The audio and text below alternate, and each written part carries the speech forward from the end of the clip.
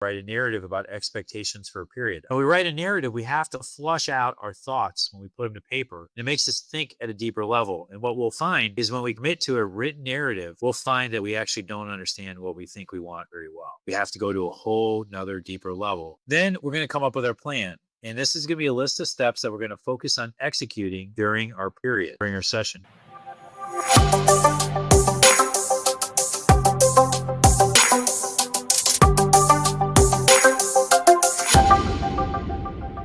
Today, we're going to talk about trading plans. Here are two quotes from Paul Tudor Jones. The first quote is, "There is no holy grail. You have to work harder than everyone else. That is my edge." And here's the key thing. You have to perform the financial due diligence with each and every trade. That means that you have to have a plan for every trade, and not just when you put the trade on, but for every step of the way with the trade until the trade is over. The other thing that Paul said is he said, "I've never known any trader who's made $100 million or more who did not have a detailed business plan, who constantly evaluated its effectiveness." So today we're going to talk about trading plans, and specifically we're going to talk about the strategy trading plan. So the strategy trading plan is your overall trading plan for a given interval of time. It could be the day, could be the week, could be the month. The strategy plan lays out your plan of action over a given period. So it depends on your time frame. Every trader has a natural rhythmic time frame that they trade in. Some people trade intraday. Some people trade daily, where they're in a trade for the day or 2-3 days. Some people will trade multiple weeks. Some people will trade multiple months. Some people might trade multiple years. But everybody has a sweet spot for the time frame they trade, and they might slide up or slide down.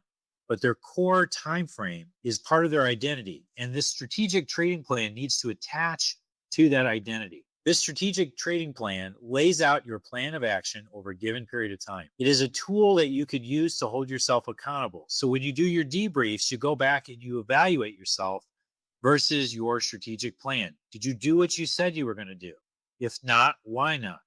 Did you follow your plan? So this plan also lays out your plan of actions before they happen. So then when they do happen, you are prepared to act. So one of the best books I've ever read on trading is the book called Alpha Brain by Stephen Denier. And when I read Alpha Brain, many of Stephen Denier's ideas were totally in alignment with what I believe is important in trading. A lot of the things that we talk about, I talk a lot about in trading, is full of paradoxes. What you think you should do, you should actually do the opposite. And many of the conventional methods that are taught by every trading educator and every trading coach actually don't work. And you start to see the things that actually do work. One of the things that he talked about that relates to this whole planning concept is he talked about the concept of cognitive strain and cognitive ease. Cognitive strain is when we force ourselves to think, to work through scenarios, and to go into deep thought about what we should do. Cognitive ease is when we go on cruise control. So we have these things called judgmental heuristics. And what a judgmental heuristic is, it's like a shortcut. It's like a cheat code. So your brain is constantly looking for what's the easy way to do something. And if it identifies an association path that it thinks gets you a shortcut, it will encode that in your brain, in your thinking. So whenever that scenario comes up next, you won't think, you'll just do. This is why subconscious programming is so important. We need to make sure we're programmed with the right rules, not the wrong rules. Because if we program the wrong rules, our heuristics will be false, and we will rely on neural pathways. We will rely on rules that don't work. Then we're going to wonder why our trading doesn't work. So in this discussion of cognitive strain versus cognitive ease, we want to think. We want to put in work before our trading session starts. The reason is that we're clear-headed. We're of clear mind. The market's not moving around. We have time. We can slow things down. So when we engage in getting this right, when we engage in cognitive strain up front, then when we get into the trading session and we feel the inevitable adversity that we always feel at given points in time, we can put our emotions to the side and we can rely on our plan. See, it gets to be a problem when your emotions kick up of fear or euphoria or anxiety or greed or excitement. When these things kick up, at the same time, you have to make serious decisions. It's overwhelming. It's too much. The conscious mind can hold 7 bits of information basically plus or minus 2 bits.